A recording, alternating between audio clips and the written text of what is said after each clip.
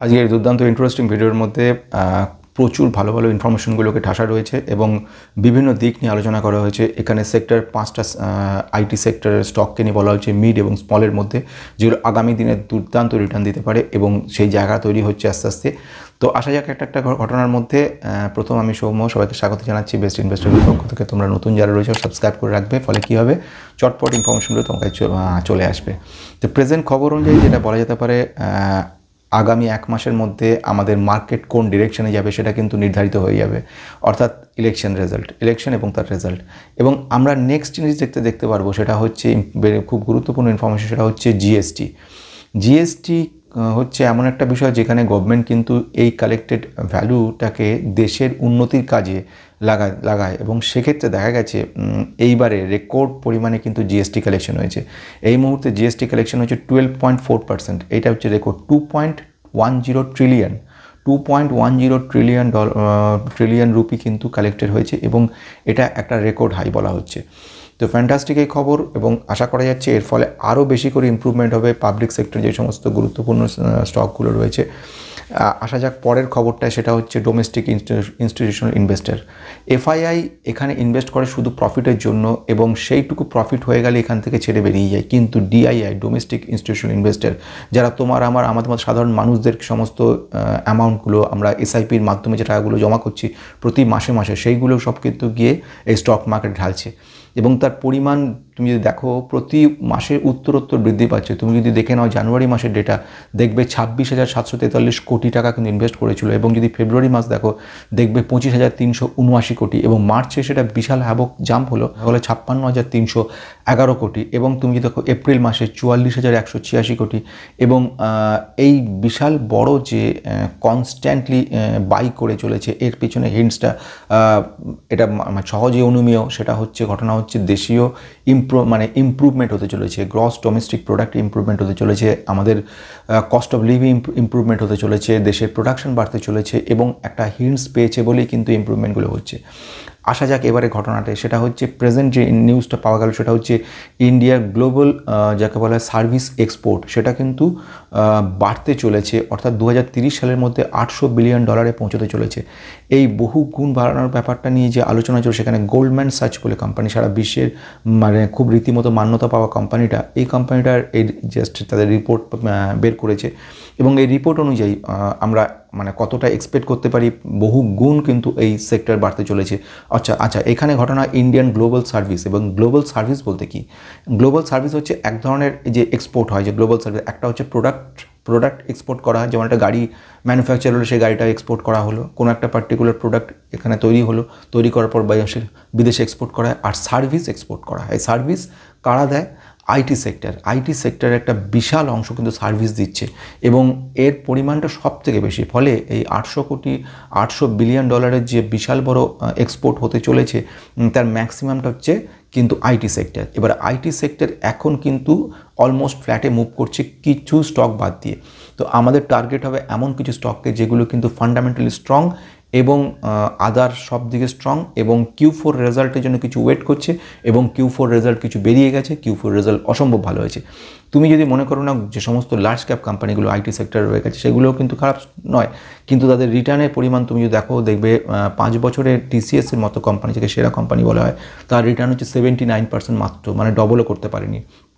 তুমি দেখে নাও ইনফোসিস 96% কাছাকাছি ডবল করেছে 5 বছরে।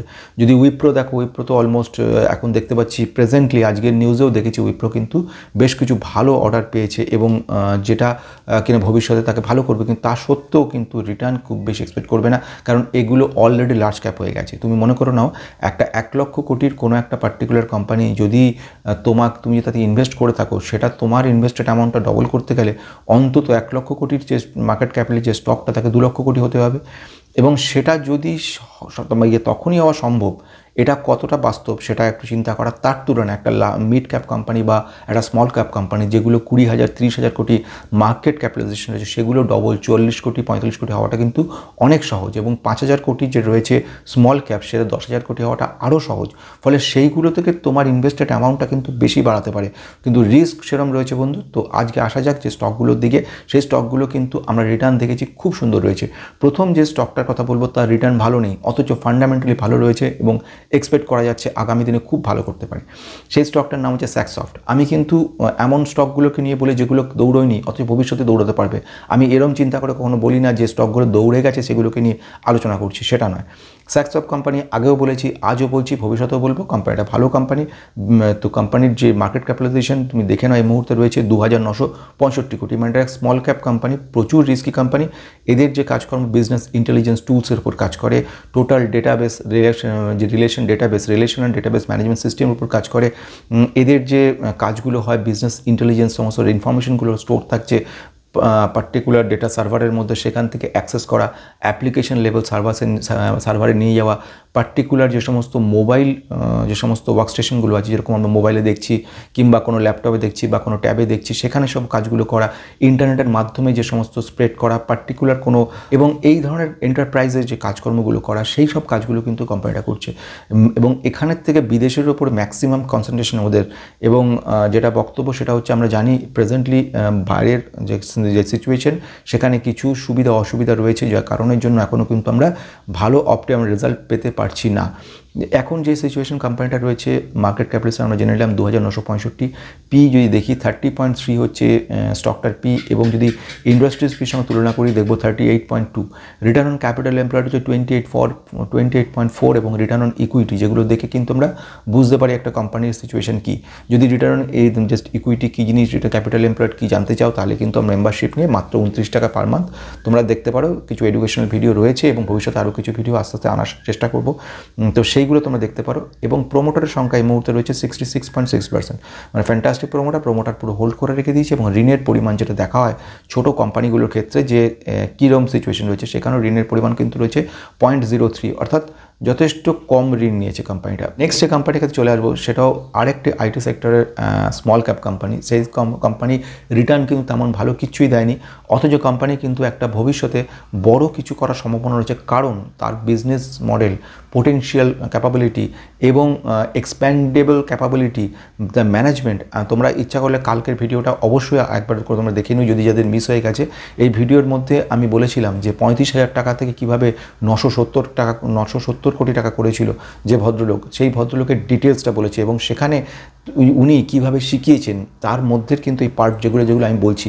ইনফ্যাক্ট আমার বক্তব্য ম্যাক্সিমামটা কিন্তু ওনার কথার উপর ছায়া তৈরি করা। তো এই মুহূর্তে যে কোম্পানিটার কথা বলবো, কেসলভ ইন্ডিয়া সফটওয়্যার ডেভেলপমেন্টের কাজ করে, যেটাকে লিগাল সিস্টেম আছে সেই সিস্টেম থেকে আস্তে আস্তে ইমপ্রুভমেন্ট করে নিয়ে আসে, এবং যেটাকে বলা হচ্ছে যে আপগ্রেডেড সিস্টেম করে, ক্লাউড কম্পিউটিংয়ের উপর কাজ করে, এন্টারপ্রাইজ সলিউশন রয়েছে কিছু, এবং ই কমার্সের উপর কাজকর্ম করে। ফ্যান্টাস্টিক কোম্পানিটা একদম স্মল ক্যাপ কোম্পানি, যাকে বলার প্রচণ্ড রিস্কি কোম্পানি। 1358 কোটি এই মুহূর্তে তার মার্কেট ক্যাপিটালাইজেশন রয়ে গেছে, এবং পি যদি দেখো, পি হচ্ছে 42, অর্থাৎ কিছুটা ওভারভ্যালুড রয়েছে। আর আমাদের ইন্ডাস্ট্রিজ পি 28। কোম্পানির ঋণের পরিমাণ একদম নেই, debt to equity ratio is 0, এবং যেটা বক্তব্য, এফআইআইও কিনেছে, ডিআইও কিনেছে লাস্ট কোয়ার্টারে। ফলে এই দিকে দেখতে গেলে কিন্তু কোম্পানিটা খুব ভালো রয়েছে। এবারে চলে আসবো আমরা থার্ড কোম্পানির দিকে। এই কোম্পানিটা খুব ভালো কোম্পানি, এবং এই কোম্পানিটাকে আইটি সেক্টরের, এটাও একটা স্মল ক্যাপ কোম্পানির রিটার্ন কিন্তু তুমি দেখো, যেখানে তুমি টিসিএসে যদি ইনভেস্ট করতে তোমার রিটার্ন 79% সারা 5 বছরে দিত, ইনফোসিস করলে তোমার 96% মতো রিটার্ন দিত, তুমি যদি এইচসিএলে করতে 139% মোটামুটি 139% রিটার্ন দিত। স্টকটার ক্ষেত্রে ইনভেস্ট করতে এবং সেটাকে তুমি রেখে দিতে 5 বছরে তোমার রিটার্ন দিচ্ছে 196%, এবং যথেষ্ট ভালো কোম্পানিটা। প্রেজেন্টলি যে খবর পাওয়া গেল সেটা হচ্ছে Q4 রেজাল্ট এটার পাওয়া গেছে, আমরা দেখতে পেয়েছি যথেষ্ট ভালো রেজাল্ট করেছে, 5 বছর রিটার্ন দিয়েছে যথেষ্ট ভালো। এখন যে কোম্পানিটা 3 নম্বর কোম্পানির নাম বলবো, সেটা হচ্ছে ই-মুদ্রার কাজকর্ম কি, সেটা হচ্ছে ডিজিটাল সিগনেচারের উপর কাজ করে, অর্থাৎ আইটি সেক্টর বা অন্যান্য সেক্টর, যেখানে ব্যাংকিং সেক্টর, যেখানে সিগনেচারের জরুরত পড়বে। আগে যেসব কারণগুলো হতো যে সিগনেচারের প্রয়োজন পড়তো, যে সমস্ত প্রিন্ট আউট বা সব জায়গাতে, তখন কী হতো, আমরা ম্যানুয়ালি সিগনেচার করতাম। কিন্তু এখনকার দিনে যেখানে টোটালি অনলাইন সিস্টেম হচ্ছে, সেখানে কিন্তু এই ধরনের কনসেপ্টটা থাকছে না যে আমাদেরকে অনলাইনে সিগনেচার করতে হবে। অনলাইন সিগনেচারের জন্য একটা এনক্রিপ্টেড প্রসেস আছে, সেই এনক্রিপ্টেড প্রসেস কিন্তু একমাত্র বলা যেতে পারে মনোপলিস্টিক বিজনেস করছে ই-মুদ্রা। আমি একে নিয়ে আগেও ভিডিও বানিয়েছি, আবারও সেখানে বলছি। এই মুহূর্তে যেটা সেটা হচ্ছে এর সেলস গ্রোথ 30% ওপর লাস্ট কোয়ার্টারে সেলস গ্রোথ দেখিয়েছে। আমরা যদি দেখে নিই শেষে, অর্থাৎ লাস্ট কোয়ার্টারে আমরা যদি দেখে নিই যে এবিটা দিয়ে দেখাচ্ছে, মানে আর্নিং বিফোর ডেপ্রিসিয়েশন, অ্যামোর্টাইজেশন এবং ট্যাক্স যে অ্যামাউন্টটা পাওয়া যায় সেটা হচ্ছে 38%, 38%। এটাও দুর্দান্ত। এবং নেট প্রফিট যেটা সেটা হচ্ছে 33%, 33% নেট প্রফিট লাস্ট কোয়ার্টারে, ইটস হিউজ। এবং আর্নিং পার শেয়ার ইপিএস বলে 25% রয়েছে। তো এই কোম্পানিটা আশা করা যাচ্ছে ভবিষ্যতে ভালো করবে। নেক্সট যে কোম্পানিটা চলে আসবো, তার 4 নম্বর কোম্পানি, এটাও একটা খুব বড় কোম্পানি, মিড লেভেলের কোম্পানি, মিড ক্যাপ কোম্পানি। এই কোম্পানিকে নিয়ে বহুবার আগে বলেছি, এখনও বলছি। আইটিটাকে অটোমোবাইল সেক্টরে কীভাবে কাজে লাগানো যায়, যাকে বলা হয় লাস্ট 1 ইয়ারে আমরা রিটার্ন দেখেছি 60% এবং 5 বছর রিটার্ন হচ্ছে 1387% রিটার্ন দিয়েছে। তো এই রেজাল্ট Q4 রেজাল্ট এর বেরিয়েছে, রেজাল্টও ফ্যান্টাস্টিক করেছে। যদি Q4 রেজাল্টে দেখে নাও, সেলস গ্রোথ 30% মতো সেলস হয়েছে। এবিটাডি হয়েছে প্রায় 49%। এবিটাডি কথার অর্থ কী হচ্ছে, আর্নিং বিফোর যেটা আমরা বলবো ইন্টারেস্ট, ডেপ্রিসিয়েশন এবং ট্যাক্স। অর্থাৎ এই এবিটাডি দিকে একটা কোম্পানি কিন্তু ওভারঅল ব্যাপারটা বোঝা যায়। ডেপ্রিসিয়েশন আনসার্টেন, ট্যাক্স আনসার্টেন রয়েছে, এক্স্যাক্টলি যে ইন্টারেস্ট আনসার্টেন রয়েছে। ফলে এইগুলো বোঝা যায়। টোটাল তোমার সেলস কী করেছো, তার থেকে এক্সপেন্সেস কী কী, details expenses including employee cost, fixed expenses, variable, সমস্তগুলো বাদ দেওয়ার পর যে ভ্যালুটা থেকে যায় সেই ভ্যালুটা হচ্ছে এবিটাডি। এবিটাডি থেকে মোটামুটি অ্যাপ্রক্সিমেট 49% এবিটাডি রয়েছে, মানে হিউজ। নেক্সট হচ্ছে নেট প্রফিট। নেট প্রফিট হচ্ছে 47% জাম্প করেছে quarter on quarter basis, unbelievable. তো কোম্পানিটা যথেষ্ট ভালো। কোম্পানির নাম হচ্ছে KPI technology. KPI technology without ড্রাইভারে গাড়ি চালানোর ব্যাপার নিয়ে কনসেপশন রয়েছে।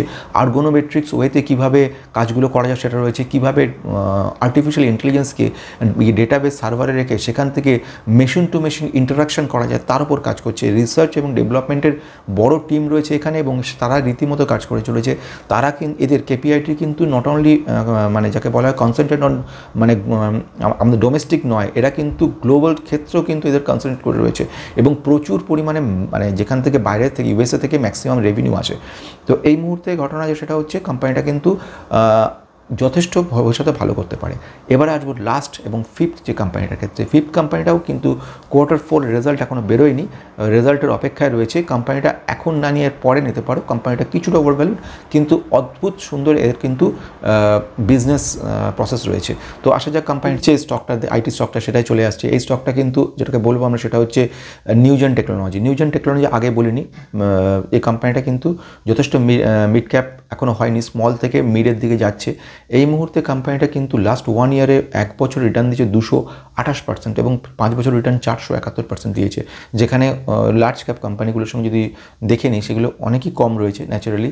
এবং এর যে কাজকর্ম সেটা হচ্ছে গ্লোবাল সফটওয়্যার ডেভেলপমেন্টের কাজকর্ম করছে এবং সফটওয়্যার ডিজাইনিংয়ের কাজকর্ম করে। এবং যেটা বলা হয় সে ডিজাইনিং ছাড়া হচ্ছে যে কনস্ট্রাকশন ইনফ্রাস্ট্রাকচার সফটওয়্যারের মধ্যে সেই পার্টগুলোকে করে। এবং যেরকম মনে হয় কোকোমো মডেল যে সফটওয়্যার ডেভেলপমেন্টে আছে সেই মডেলগুলো, ওয়াটারফল মডেল, সেই মডেল পর কাজ করে। এদের যে ডিজাইনিং হচ্ছে লিগাসি সিস্টেম থেকে প্রেজেন্ট সিস্টেমে নিয়ে আসা, সেসব কাজগুলো করছে। সফটওয়্যার অ্যানালিসিসের কাজকর্ম করে এবং আরেকটা ইন্টারেস্টিং করে ডকুমেন্ট ম্যানেজমেন্ট থেকে ইমেজে নিয়ে আসা, সেটাও খুব গুরুত্বপূর্ণ জিনিস। এই কাজটাও কিন্তু এরা করছে। এই ফ্যান্টাস্টিক কোম্পানি, মার্কেট ক্যাপ 13,034, এই মুহূর্তে কিছুটা ওভারভ্যালুড রয়েছে এবং পি রয়েছে এই মুহূর্তে 54 এবং ইন্ডাস্ট্রি পি 38।